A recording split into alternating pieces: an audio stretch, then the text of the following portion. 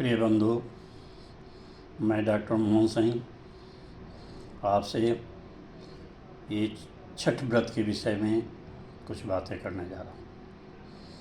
वैसे तो ये छठ का व्रत जो हम लोगों के लिए आस्था का, संस्कृति का, अध्यात्म का व्रत कहा जाता है, लेकिन इसे मैं आस्था, अध्यात्म एवं आज के विज्ञान से जोड़कर मैं इसके बारे में कुछ आपसे चर्चा कर रहा हूँ।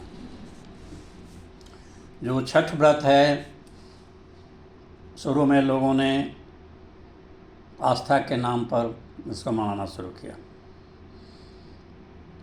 जिनको बच्चे नहीं होते थे, हे छठी मैया मुझे बालक दीजिए, मैं आपकी व्रत करूँगा। और माँ की कृपा से बच्चे हो जाते थे। कोई बीमार हैं तो उनकी व्रत मांगी, वो ठीक हो गए।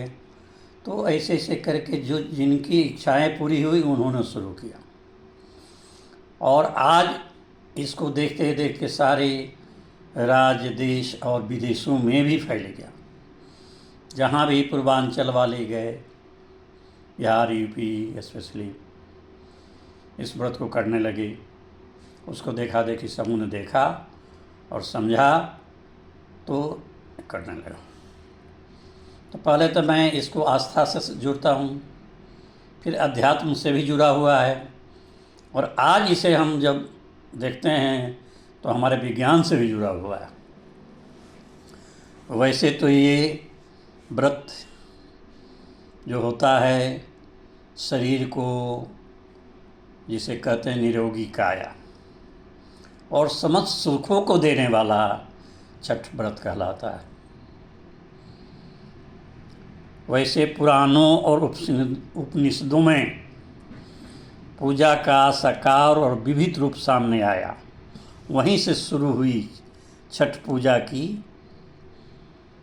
माता की पूजा। प्रकृति के छठे अंश से उत्पन्न होने के कारण इन्हें षष्ठी देवी भी कहा जाता है। ये बालक बालिकाओं को अधिष्ठात्री, बालदा तथा विष्णु माया कही जाती हैं। देवी भागवत पुराण में षष्ठी देवी के महात्म्य के साथ उनकी एक कथा मिलती है। जोगी प्रियव्रत ने ब्रह्मा जी की आज्ञा से विवाह किया, किंतु उन्हें कोई संतान नहीं हुई। तब महर्षि कश्यप ने पुष्टि यज्ञ कराकर उनकी पत्नी मालिनी को चारु प्रदान किया। चारु भक्षा से रानी को मृत पुत्र प्राप्त हुआ। इसे दुखी होकर राजा ने अपने प्राण त्यागने का निर्णय लिया। तभी मणियुक्त विमान पर एक देवी प्रकट हुई। उन्हें देखकर राजा ने पूछा, हे देवी, आप कौन हो? षष्ठी देवी ने कहा, राजन, मैं ब्रह्मा की मानसी कन्या देवसेना हूँ। मैं स्वामी कार्तिकेय की पत्नी हूँ। मैं सबरी मातृकाओं को विख्यात स्कंद पत्नी हूँ। मूल प्रकृति के छठे अंश से उत्पन्न होने के कारण मैं षष्ठी कही जाती हूँ।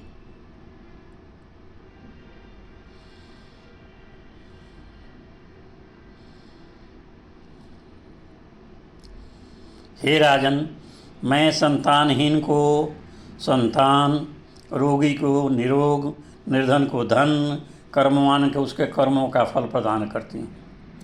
माता के दर्शन पाकर राजा बहुत प्रसन्न हुए और उन्होंने उसी समय छठ माता की पूजा की।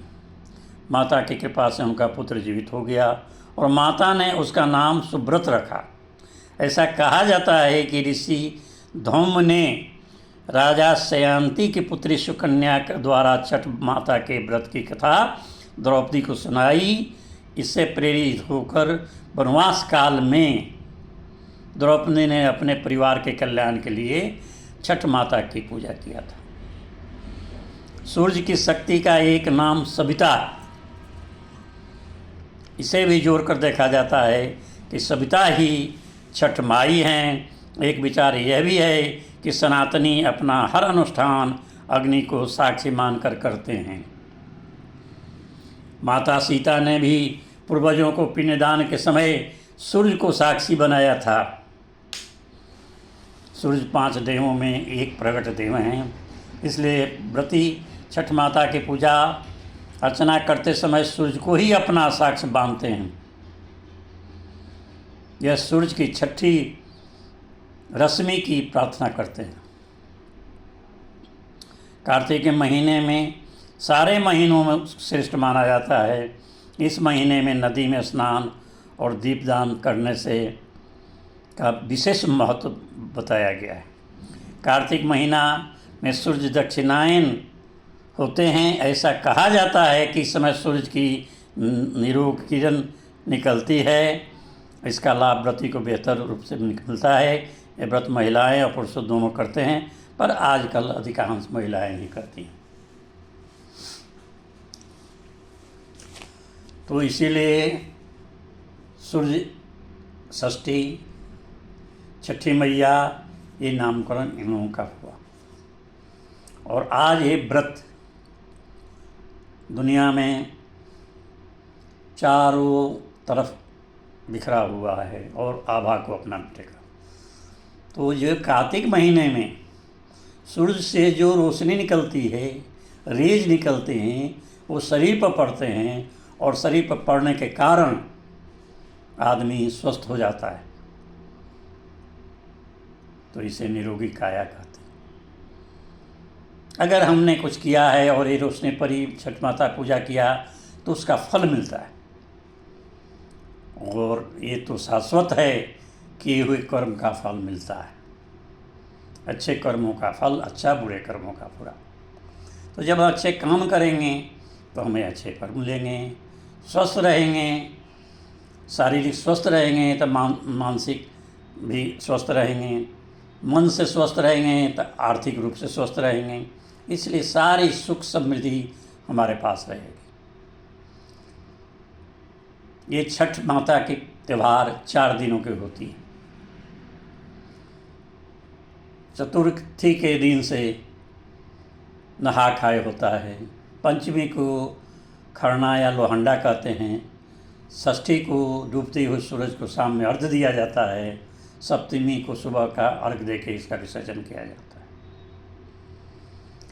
तो इसमें जो देखिए हम पूजा जो करते हैं, जितने ऋतु फल इस समय के हैं वो, और कुछ जो पकवान हम बनाते हैं, ठेकुआ हुआ और ये सारे जैसे मूली, जितने फल हैं चढ़ाते हैं, तो ऋतु फल चढ़ा के इनकी पूजा करते हैं।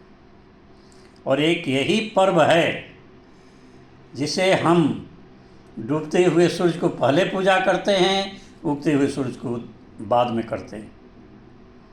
ऐसे दुनिया संसार उगते हुए सूरज की तरफ ही देखती है, डूबते सूरज को कभी किसी ने नहीं सोचा। लेकिन हमारी ये छठ व्रत इसका उदाहरण है कि पहले हम डूबते को देखते हैं, बाद में उगते को देखते हैं। अब आइए इससे अध्यात्म आस्था और अध्यात्म से साइंस पर।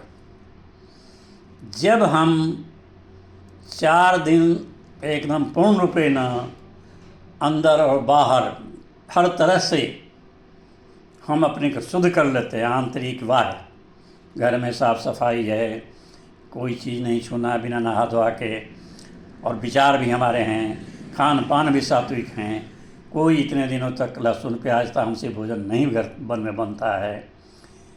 तो जो हमारे शरीर का मेटाबॉलिज्म है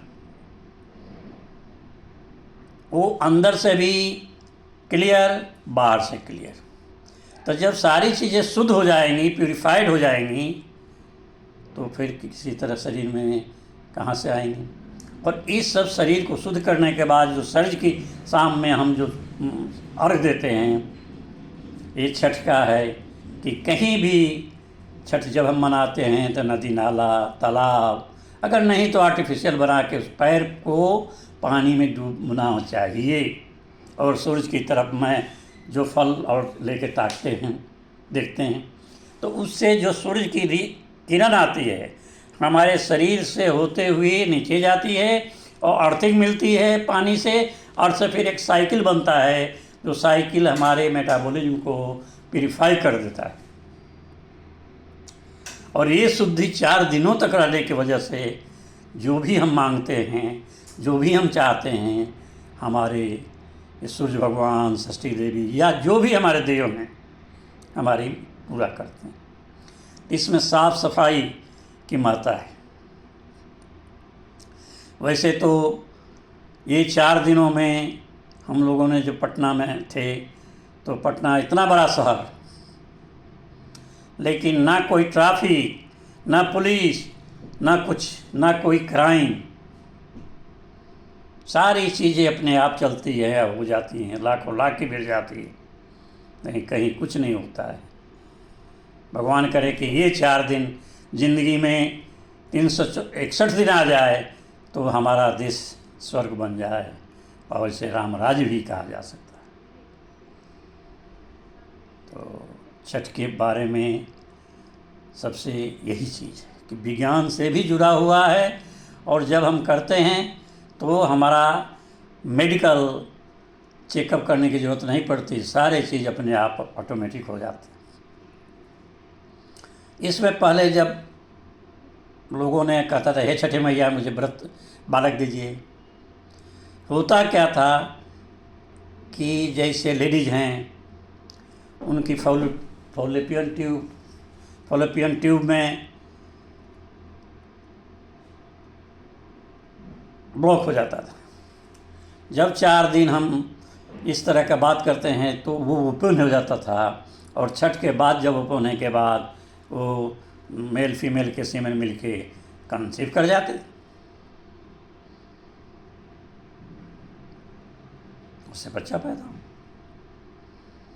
तो इसीलिए मैं इस बिंदुओं पर आप लोगों को थोड़ी सी जो मेरी जानकारी है आप तक पहुंचाने का कोशिश कर रहा हूं, और आप सबों को ये छठ पर्व, और आप सुखी संपन्न रहें छठी मैया की कृपा से।